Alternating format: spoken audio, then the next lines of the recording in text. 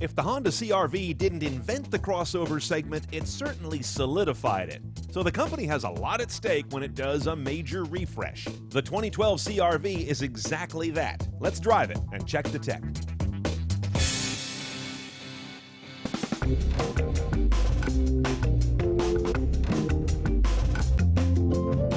Now, the first thing you've noticed, I'm sure, about the new CR-V is, well, that's a CR-V. It doesn't look so pedestrian, so cheap, to be honest. It looks like a much richer car. It's got a bigger presence on the road, especially from the rear. It is, interestingly now, also the entry-level SUV from Honda, since the Element is gone.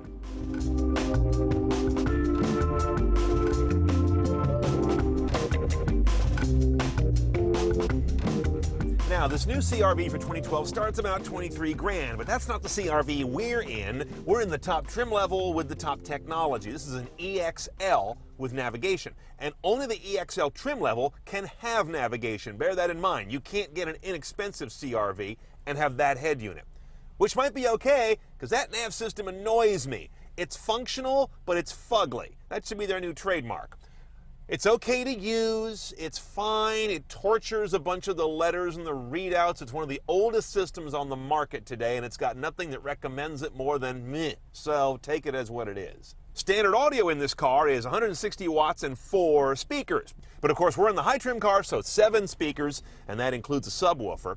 And we've got 300 and something watts instead of a scant 160. Now, what's coming out of those speakers? Some new choices. First of all, check this out. I've now got Pandora integration through an iPhone connection. That's pretty cool. And you can get to your station list, you can operate the transport, you can do all of that right there from the screen. That's a first for Honda. You do the thumbs up and thumbs down function, that key Pandora feature, but you can't create stations here. You got to do that back on your phone, but they do show up nicely. Now, this 2012 CR-V also has built-in Bluetooth hands-free, that's fine, but also Bluetooth streaming. We've also got a USB pigtail down here where the iPhone's plugged in. You can also plug in a USB thumb drive. So you've got almost all the modern options for audio with the exception of HD radio and no hard drive, which is no problem to me. Now, the Bluetooth hands-free technology's got a new trick in it as well. Now, built-in bass. You've got text, reception, and reply on the screen. Check this out. There's my text coming in, and I hit the read button, and it shows me it visually, as well as reading it to me in her goofy voice. Yo, dog, saw you in a 300, now you're in a Honda's business bag. Then I've got these canned responses I can send back.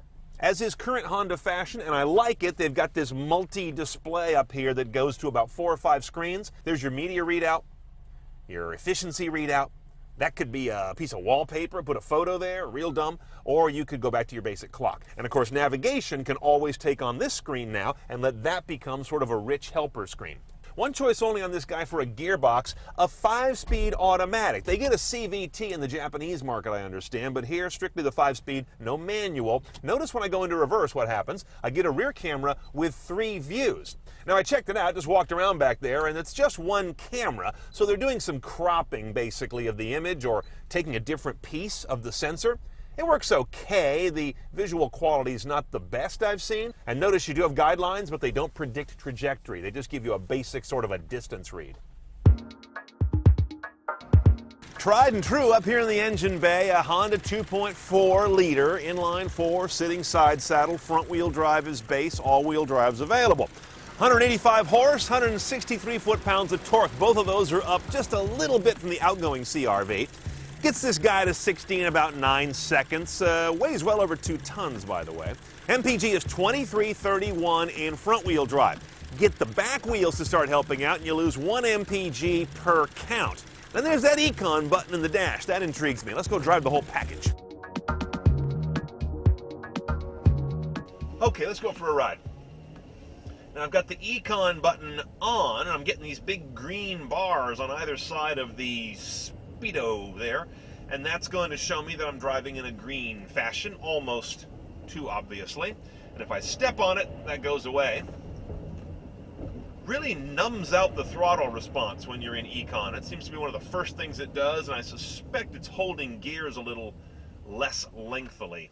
The ride's nice. It doesn't have any of those harsh moments. I'm on kind of a crappy road right now, and I'm not getting those pointy inputs from the bad asphalt, which is a good thing. As this car's gotten nicer looking on the outside, it needs to ride in a way that goes with that.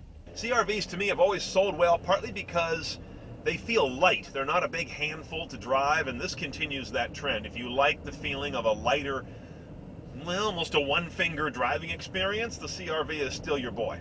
And we've got the all-wheel drive model here, and I can tell you this, Honda has upgraded that all-wheel drive technology a little bit, so it isn't rare that you get the rear wheels in the picture.